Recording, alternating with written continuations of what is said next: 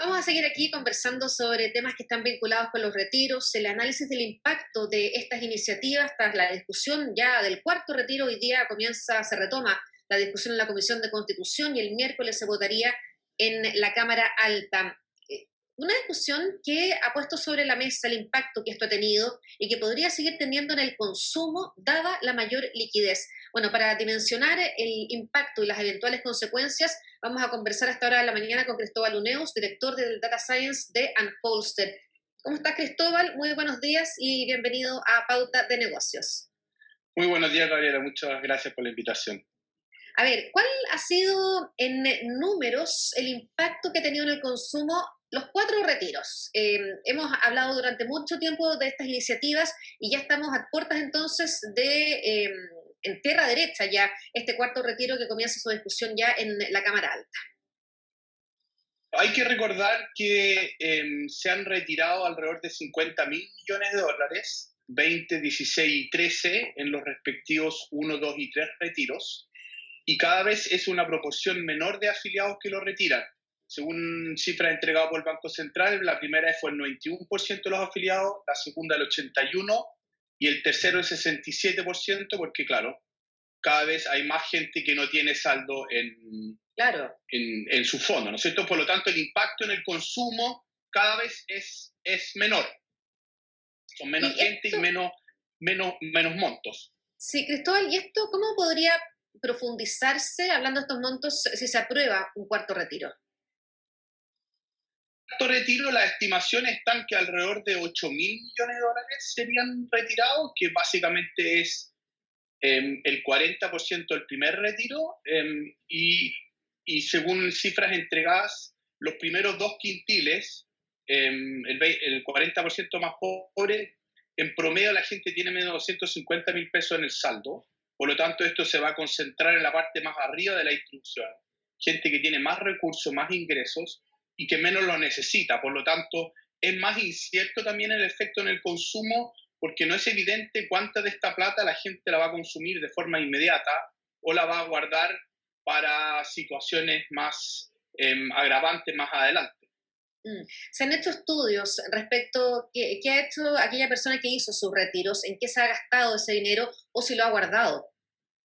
Claro, hay harta evidencia que muestra que una de las cosas que hicieron con mucha fuerza fue cancelar y pagar todas sus deudas, pero el problema que queda es que el 44% de la gente que tiene deuda todavía no le quedan saldos. Estamos hablando alrededor de 2 millones de personas. Por lo tanto, este retiro no va a ayudar a esa gente a terminar de pagar sus deudas que le quedan, ¿no es cierto? Y por lo tanto, en ese sentido no va a ayudar. Hay un montón de evidencia que harto se fue a consumo, a mejoras en la casa. La gente del primer retiro todavía estaba encerrado y por lo tanto aprovechó de mejorar su casa, que pasaba más tiempo en la casa. En la casa, claro.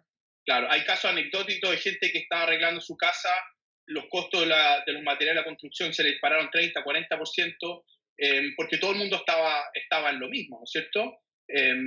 Y por lo tanto eso se hizo más difícil. Probablemente en este retiro ese efecto va a ser mucho menor, porque esos arreglos ya se hicieron, y por lo tanto lo que va a haber en el consumo probablemente uno esperaría que fuera más, aprovechando que a partir del 1 de noviembre se abren la frontera, probablemente mucho de ese gasto se va a ir para afuera. Gente va a aprovechar de viajar y gastarse esa plata más afuera que adentro. Pero es una especulación que estoy haciendo mirando las tendencias, ¿no? Claro. Cristóbal, ¿hay perfil de las personas que han retirado? El perfil del primer retiro es mucho más difícil de caracterizar porque el primer retiro fue casi toda la población, casi todo el mundo que pudo. Porcentaje altísimo. El porcentaje altísimo. Y el tercer retiro ya estamos hablando de gente que tiene más estabilidad en el ingreso, que tiene ingresos más altos, que todavía le queda saldo, casi muy pocos jóvenes, mucho más gente mayores de 40 hacia adelante, y por lo tanto cada vez esta curva se va corriendo hacia arriba, ¿no es cierto?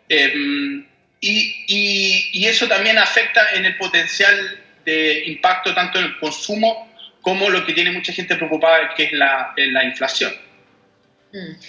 Conversamos con Cristóbal Uneus de Anholster, director de Data Science de Anholster.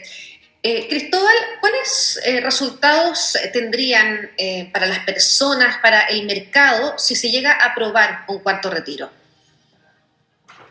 El primer efecto y la incertidumbre que rondan todos es qué va a pasar con... Yo distingo dos partes del cuarto retiro. Uno, el retiro de la renta vitalicia, que el proyecto como está ahora es bastante onoroso, le implica un costo adicional a las compañías de seguro y eso tiene un efecto mucho más grande en el mercado de renta vitalicia. Esa parte del proyecto es bastante más dañina en las consecuencias para las compañías de seguro, porque básicamente la compañía va a tener que desembolsar plata propia para poder hacer frente a estos pagos. Y después está y por lo tanto, si eso se aprueba como está hoy día, va a haber un problema de las compañías de seguro. La CMF ha dicho que 9 de las compañías tendrían problemas de liquidez y por lo tanto ahí va a haber un problema bastante grave en el mercado de compañías de seguro. Respecto al retiro, en todo caso, perdona, y son varios los parlamentarios de distintos sectores que han dicho que el tema de las rentas vitalicias no es una buena idea y que están ahí en conversaciones para poder eliminarlo.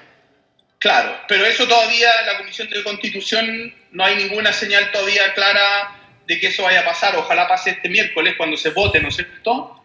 Pero estoy de acuerdo contigo que hay varios parlamentarios que han detectado el problema. Después, en el caso del retiro de los fondos de pensiones, ahí van a haber dos efectos inmediatos. Uno es el efecto sobre las tasas, porque esto impacta en la cantidad de flujo de dinero que va a haber en el mercado, y tú ya mencionaste en la antesala de esto, ¿no es cierto?, lo que está pasando con los créditos hipotecarios, sí, que los bancos ya redujeron el riesgo, ¿no es cierto?, y están ofreciendo créditos solo a 15 años, y las tasas son mucho más altas, y por lo tanto hoy día si tú quieres comprarte una casa a 20, 25 años, esos créditos ya no están disponibles y probablemente eso va a hacer que mucha gente no pueda acceder a su vivienda hoy día, va a tener que esperar hasta que el mercado se vuelva a tranquilizar. Y el tercer efecto es sobre las rentabilidades de los fondos E, que va a seguir cayendo y por lo tanto una persona que está a punto de jubilarse y que tiene su recurso en el fondo E va a ver que su ahorro va a seguir cayendo y por lo tanto tiene doble efecto para ese grupo, no solamente porque retiró plata y tiene menos ahorro, pero el ahorro que tiene el ahorro que le queda va a valer menos porque la rentabilidad del fondo E probablemente, si sigue la tendencia que ha habido, va a seguir siendo negativa y por lo tanto va a tener menos ahorro para el momento de su jubilación. Uno ha escuchado a muchos parlamentarios, esta mañana conversábamos con el senador Manuel José Sandón, que decía, yo sé que esta es una mala política pública, pero aquí pasa esto por un tema social. Esto tiene que aprobarse. Él dijo que le daría su voto con algunas modificaciones. ¿Cómo ves tú eso cuando muchos legisladores reconocen que es una mala política pública, pero que darán su respaldo? Que me cuesta entender ese argumento, porque si uno dice es por el tema social, hay un IFE que se está pagando, que tiene todavía pagos pendientes, la economía va para arriba y el retiro lo quieren aprobar con que tú puedes sacar la plata durante 2 años. Entonces no puede ser tan apremiante.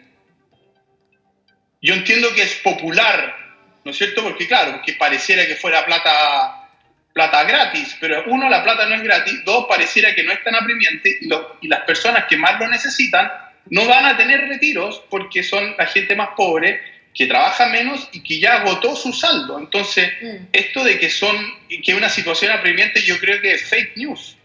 Porque si uno mira los datos, la gente que le queda saldo es gente que tiene mayores ingresos, que trabaja más y que comparado con la gente que quedó afuera, lo necesita menos. Entonces, si el Senado realmente está preocupado de los que lo necesitan más, debería estar preocupado de una política que se enfocara en los que no les queda nada. Que obviamente el retiro para ellos no es una solución. Y para ese sector que ya hoy día no tiene nada, ¿cuáles son los caminos a seguir, Cristóbal? Pensando en un proyecto que lleva años discutiéndose y que está muy entrampado. A ver, yo creo que hay que distinguir, uno, por una parte, que la recuperación económica llegue a todos, y por lo tanto llegue a ese grupo, y ahí el gobierno ha promovido subsidios laborales. Yo creo que eso se puede profundizar y darle mejor en publicidad, ¿no es cierto?, en que la gente tiene que dar la señal, es seguro salir a trabajar, los colegios ya están volviendo y por lo tanto ese grupo tiene que volver a insertarse laboralmente. Yo creo que esa debería ser la prioridad 1, 2 y 3.